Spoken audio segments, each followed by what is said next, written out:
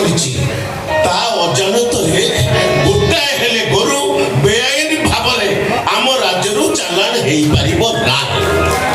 ସେଥିପାଇଁ ମୁଁ ତାକୁ ସାହାଯ୍ୟ କରିବା ପାଇଁ ପ୍ରତିଶ୍ରୁତି ମଧ୍ୟ ଦେଇଛି। କିଛି କହିବୁ? ଆଜ୍ଞା ମାଣିକଗଡ଼ ଏବଂ ମାଣିକଗଡ଼ର ଆଖପାଖ ଗ୍ରାମର ସବୁ ଗ୍ରାମବାସୀ ମାନଙ୍କୁ ଏ ରଘୁର ଆନ୍ତରିକ ପ୍ରଣାମ।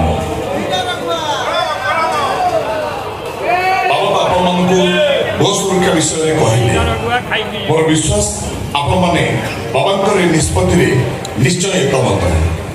ଯଦି ମୋର ଅନୁମାନ ସତ୍ୟ ହୋଇଥାଏ ଆପଣମାନେ ବାବାଙ୍କର ନିଷ୍ପତ୍ତିରେ ଏକମତ ହେଇଥାନ୍ତି ତାହେଲେ ଆପଣମାନଙ୍କର ମୂଲ୍ୟବାନ ମତାମତ ଏକ ମୂଲ୍ୟବାନ କରତାଳି ମାଧ୍ୟମରେ ପ୍ରଦାନ କରନ୍ତି। ଆମ ସମସ୍ତଙ୍କ ପାଇଁ ଏକ ଚିନ୍ତାର ବିଷୟ।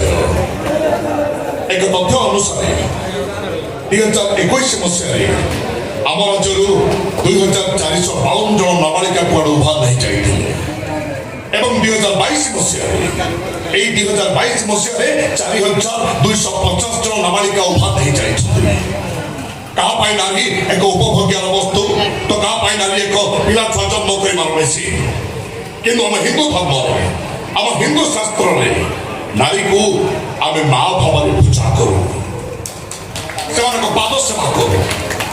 ଆସନ୍ତୁ ଆଜିର ପବିତ୍ର ଦିନରେ ଆମେ ସମସ୍ତେ ଯୋଗ ଗୋଷ୍ଠୀ ଏଇଠି ଏକାଠି ହେଇ ଦୃଢ଼ ସଂକଳ୍ପ କରିବା ଯେଉଁଠି ଗୋଟେ ନାରୀକୁ ଆମେ ବିପଦରେ ଦେଖିବା ନିଜର ମା ନିଜର ଭଉଣୀ ଭାବରେ ଆମେ ତାକୁ ନିଶ୍ଚୟ ଉଦ୍ଧାର କରିବା।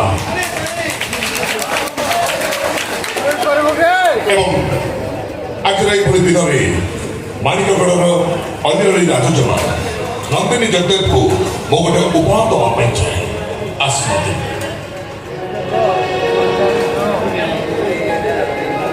এই চুরি হচ্ছে তোর ভাইর তোর ପାଇଁ ଉପହାର ସବୁବେଳେ ପାଖରେ ରଖିଛୁ। ଉଚିତ ମନେ କରି ଏହା ବ୍ୟବହାର କରି ଜମା ଡରିଥିବ।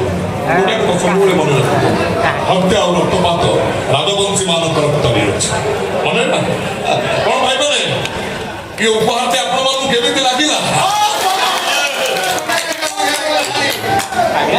ସମସ୍ତଙ୍କୁ ସମସ୍ତେ ତ ପୁରସ୍କାର ଦେଇଦେଲେ।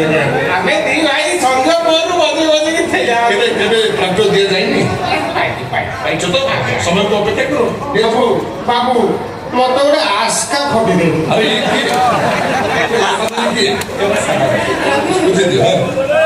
ଉପହାର ମିଳିଗଲା। ଏ ଗରିବ ସାଙ୍ଗଟା ପାଇଁ ଗୋଟେ କିଛି ଉପହାର ନାହିଁ? ତୁ ତ ମନ କଣ କାହିଁ ଏମିତି କରିବୁ ବୋଲି ଭାବୁଛୁ? ମନରେ ଧନୀ ହଉ ତୁ ଏଇଟା ନା ତୋ ପାଇଁ ଗୋଟେ ବଢିଆ ପୁରସ୍କାର ଅଛି ମାନେ ବଢିଆ ଉପହାର ଆଉ ସେ ଉପହାରଟା ମା ଘୋଷଣା କରୁ।